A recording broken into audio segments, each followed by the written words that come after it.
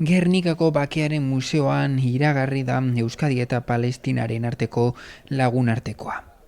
Esan behar da, norgehiagoka hau Samamesen jokatuko dala, Semendiaren 15ean, arratsaldeko 8:30 eta sarreren salmentatik bildutakoaren 100% Gazako zerrendan lan egiten daben erakunde humanitarioentzat izango dala. Prentsaurrekoa Bakearen Museoan eginda, eta besteak beste, Jose Maria Gorroño Gernika Lumuko alkatea, Palestinako jokalaria dan Yasser Hamed, edo Euskal Federazioaren presidentea dan Iker Goñi bildu dira, futboleko Palestinako Federazioaren presidentea dan Jibril Tayouf izateaz gain.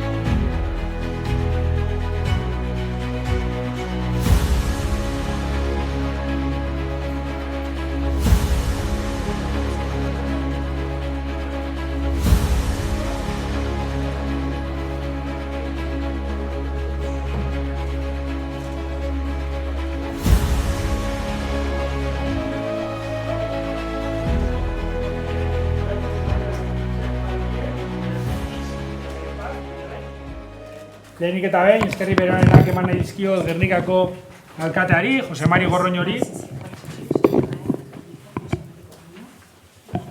Gaur hemen biltzeko aukera eman digulako.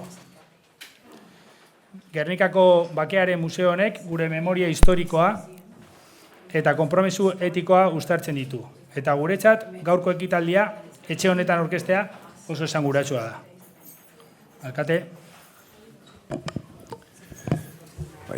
Egunon, eta ondo etorri zidan hori, ona Gernikako Bakearen Museora.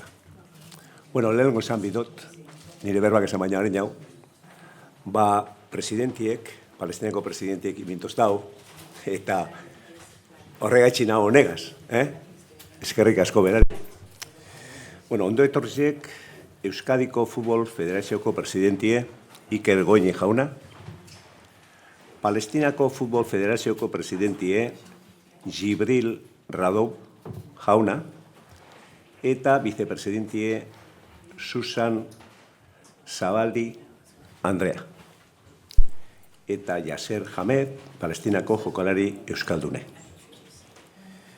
Gaza zuten dau gure begizen aurrien eta inok ez deu hau geratzen. Ez boterea dekenak, ez demokrazia defendatzen duela esaten dauenak. Gaza arde ante nuestros ojos y nadie detiene el genocidio. Ni quienes tienen el poder para hacerlo, ni quienes dicen defender las democracias, que con su silencio e indiferencia se han convertido en cómplices de este exterminio. Estamos ante una de las peores barbaries de la humanidad, una humanidad muda, cómplice, resignada. Hoy no mandan los estados ni las democracias, sino las grandes corporaciones y los capitales que definen el rumbo del mundo. Lo único que importa es el dinero y esa es la lógica detrás de atrocidades como la de Gaza. Los poderosos hablan de terrorismo y manipulan el término. Condenan el terror de los débiles, bien, pero normalizan el terror que ellos mismos ejercen. Lo vuelven rutina, lo insensibilizan y lo justifican. ¿Y por qué el mundo no defiende a Gaza? Porque Gaza no tiene dinero, ni un Estado propio.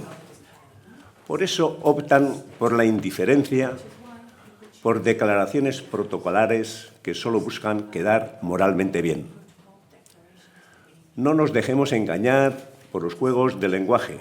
por las manipulaciones mediáticas, por la propaganda, el genocidio no se puede disfrazar.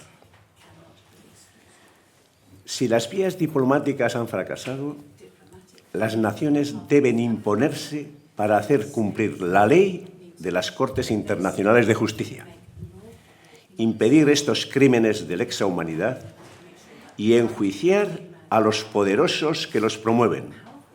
Hoy son los palestinos, mañana podemos ser nosotros.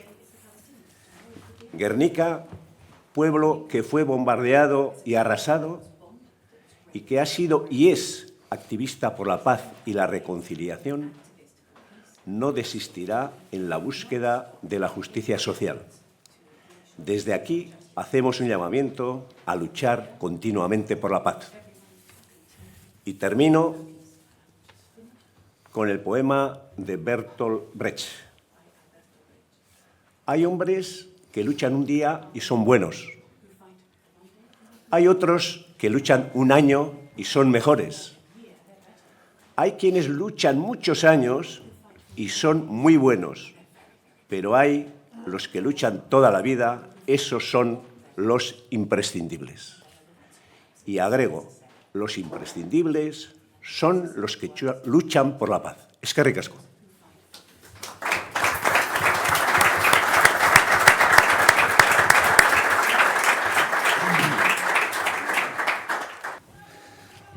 Gaur gurekin Palestinako selekzioarekin azken urteetan jokatzen egondan Yasser Hamed izateko sorte handia dekogu, ze gainera atzerrian jokatzen du eta ez da hain erreza honelako jokalari bat gure artean izatea. Yasser, eskatuko dizugu zure ikuspegitik esatea zer dan, ze esan nahi daukan partidu honek zuretzako eta ze esan nahi daukan partidu honek ere zure taldekide guztientzat. Niretzat ohore handi bat da partidua jolastea, San Mamesen, azkenean ez bakarrik kirolaren aldetik, baizik eta bihotzaren aldetik ere bai. Bi selekzioetan parte hartu dut, Euskal selekzioan eta Palestinako selekzioan, eta San Mamesen jolastea helburu honekin zerbait zoragarria eta ahaztezina izango da. Nire ustez, nire bizitzako oroitzapenik unkigarrienetako bat eta garrantzitsuenetako bat izango da. Eta ez dut inoiz ahaztuko. Partiduaren helburua gizatasuna, elkartasuna eta bakea adieraztea da, eta espero dugu lortzea. Eta azkenean gu bakearen bosgorailua gara, eta zerbait ahaztezina izango da.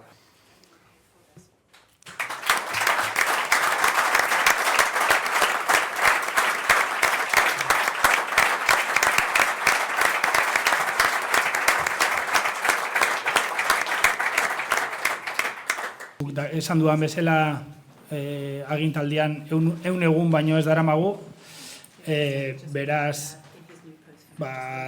timing aldetik edo denbora aldetik ez dan garairik onena guretzako, oraindik ere federazioan antolatzen ari garelako, eta zentzu horretan ere aprobetxatu nahi dut gure langileei bulegotik egiten ari diren esfortzu horretarako. Imaginatu dezakezuen bezala, partidua antolatzea ez da erreza inondik inora, eta aldi berean gure zuzendaritza batzordea osatzen duten gure kide guztiei eskerrak eman nahi dizkiet, argi eta garbi partidu hau aurrera ateratzea bultzatu dutelako eta ados zeudelako. Traba instituzional asko izan dituzue? Ez dakit nolakoa den gizonetako partidu bat antolatzea eta? Bai, partidu bat esan duan bezala inoiz ez da errez antolatzea.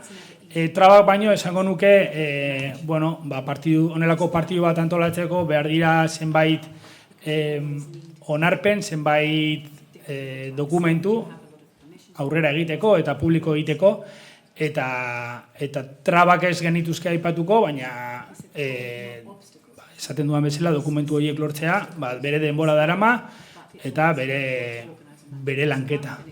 Eta jenteak gura duena, ikusmin handia sortu du neurketa honek gizartean, sarrerak noiz jarriko dira salgai, nola, guzti hori, mugimentua jenteak ikusmina daukalako.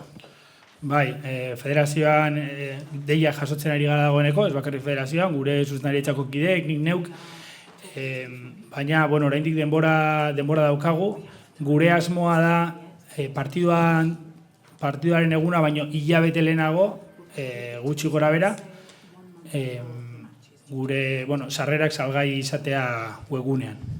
Eta bukatzeko, kirolarlotik akaso bigarren mailan geratzen da, akaso seguru bigarren mailan geratzen da kirolarloa, pentsatuta daukazuen, nork zuzenduko duen, da guzti hori, edo bigarren mailan geratzen da. Bai, eskerrik asko, bai. Gure ikuspegitik hori gaur bigarren maila batean geratzen da, eta hori informazio guzti hori aurrerago sakonduko dugu eta argitaratuko dugu.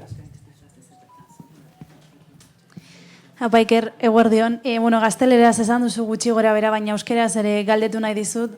Euskadiko Futbol Federazioko presidente moduan zer suposatzen duen zuretzat partida San Mamesen jokatzeak? Galdera hona da.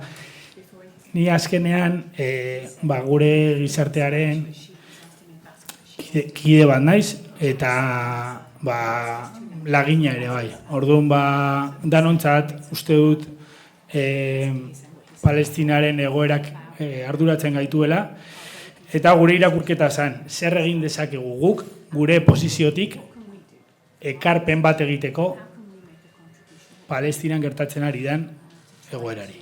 Eta hortik abiatu zen, eta zorionez gaur partidu hau aurkezteko gai gara.